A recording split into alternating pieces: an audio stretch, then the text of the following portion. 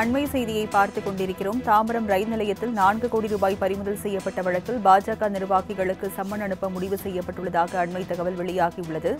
விவரங்களை செய்தியாளர் ராகவேந்தர் வழங்க கேட்கலாம். ராகவேந்தர், விவரங்கள் என்ன? வணக்கம். தேர்தல் நடத்தை விதியின் போது கடந்த மாதமானது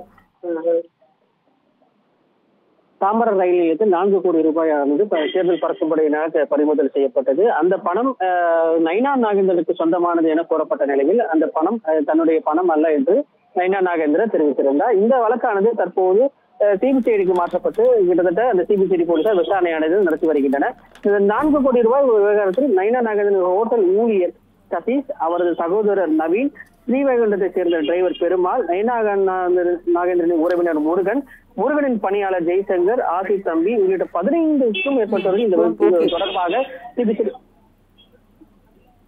சிபிசிஐடி போலீசார் விசாரணை நடத்தி வருகின்றனர்.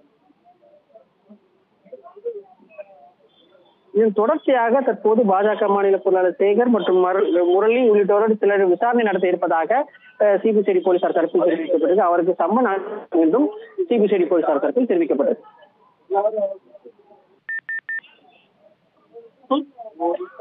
சம்மன் அனுப்ப திட்டம்